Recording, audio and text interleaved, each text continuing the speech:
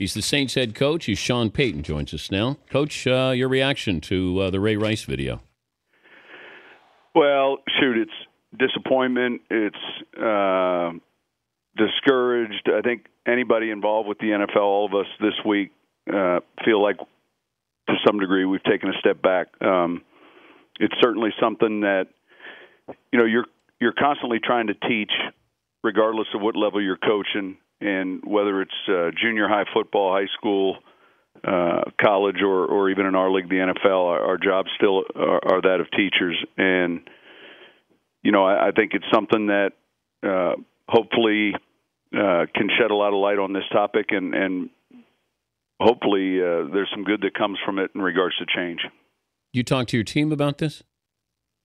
I will. I think last week it came out that there was going to be a tougher policy with regards to domestic violence. I think we would always make sure our players understand any changes with league rule or league protocol, and this will clearly be something that is discussed in tomorrow morning's meeting. How tough is it to back a player that you may not want to, but because he's your player, you have to? Well, I think there's a difference between backing a player and supporting and trying to help a player. I think that, look, by no means does anyone condone, or when you look at that video that just came out yesterday, I was asked about it in my morning press conference, and I hadn't seen or even heard about it. And then now having seen it all, having a daughter, there's a sense of outrage, there's a sense of anger, and yet then that kind of moves to what we can do about it. So I think supporting and trying to help your players be the best citizens they can be, as well as players they can be, is part of the job. I think there is a line at some point where you move on from it. Clubs vary with that line, and certainly Baltimore's taken a stance. He's Sean Payton, Saints head coach, joining us, Dan Patrick Show. When you lose in week one, how do you try not to overreact? Because it seems like there's always that overreaction Monday after a win or a loss. I agree. I think it's one of the harder challenges today, maybe more so than it was 10 years ago. That very subject I brought up yesterday in the team meeting, in that we're in a game now that's so popular, that's covered by so many outlets, that not only is there the potential for overreaction, but when you win, generally they want to find someone who's the hero, and when you lose, they want to find someone who they can kind of burn at the stake, if you will. And look, in a game like that, as difficult as that is to lose, it's a divisional game, a rivalry with the Atlanta Falcons. That game went in a direction where there was a lot of scoring, and they were able to score last. I think the key is making sure you don't come in here on Monday and say, all right, defense, we got to play better, and that's it. I mean, there are a lot of things offensively that we need to get corrected. There's some things that we did well in the kicking game, and so I think trying to tune out the noise and really paying attention to the video, we're kind of in that race here from week one to week two to make these corrections. And in the early part of the season, the teams that are able to do that typically find themselves winning and having winning seasons by the year end. It's a copycat league, but I don't know how easy it is to copycat Seattle. Man, they're good. I think you see them. The one thing you see when you watch them defensively is there's a belief in a scheme, and they've got the talent along with a real good scheme in place, and they know it inside and out. I think the X factor a little bit now has become their quarterback, and the one thing when watching him, and we'll look at certain games even in the preseason to see if teams are doing certain things differently. He's I don't want to say an impossible sack, but he's a very difficult sack. And he's very smart getting out of the pocket and understands the idea of, living to play another down. So you'll see him at times throw the ball away, even escape deep in the pocket to his right or his left where no one can kind of get a hand on him, but he's outside the pocket and he can get it down the field as a throwaway and get back to 2nd and 10. their play action mixed with the running game, and then you throw in a guy like Percy Harvin. They're playing a real good complementary football game right now, and it's I know it's just week one of the season, but they're certainly one of the teams that everyone's going to have to chase. Tony Dungy said that he saw similarities with Joe Montana in him early in his career. Well, I think if you went back and paid attention to what Bill Walsh was always looking for, he'd always discuss he wanted quarterbacks that could move and that could run.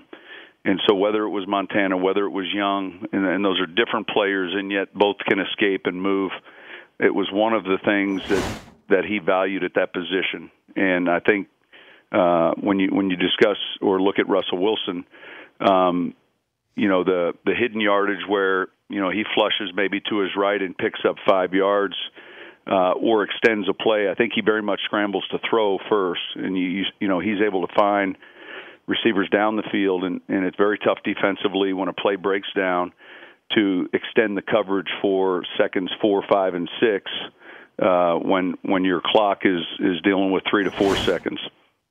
You got the Browns this week. I don't even know if I can squeeze in a Johnny Manziel question since he didn't play against the Steelers. Are you preparing for any Johnny Manziel appearance?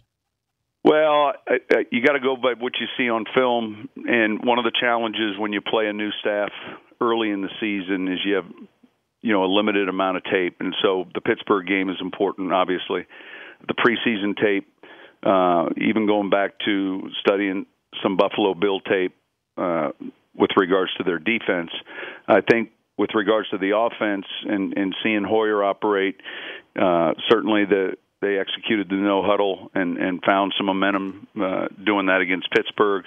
I think you would have to be prepared in the event that there was a package, and I've heard and read that they've got a planned package of plays for Manziel, and so that would be part of what we would do defensively. But most importantly, it would start with who we've seen on tape in week one, and then be able to adjust accordingly. What are you doing? What's Formula 4?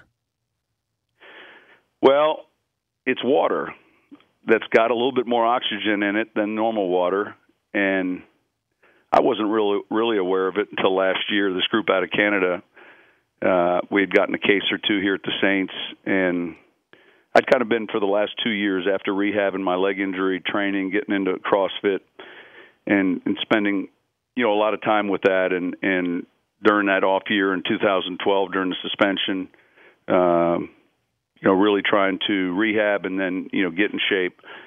And essentially, it gives you more cardio stamina. Essentially, it brings more oxygen to your body, and it's something that I've kind of stuck with. And I think that, look, for me, it was easy with regards to signing on with this company only because I had probably a year and a half behind my belt just of drinking it. Our players began the process last year. We made it available to them. Our strength coach, just a handful of guys. It was kind of one of those startups, and everyone continued to pass it on, and as it's been researched and studied now, I think the effects of it essentially are that you can work out a little longer. You seem to have a little bit more wind when it comes to a cardio workout. So it's called Formula 4. We're talking to Sean Payton, Saints head coach. How far can you throw a football right now? 60 yards. How far can Breeze throw it? Farther than that. Not much. Farther than that. No. Well, I would say I'd say he could throw a football 70 yards. I think that what's interesting though, you don't see the long bombs.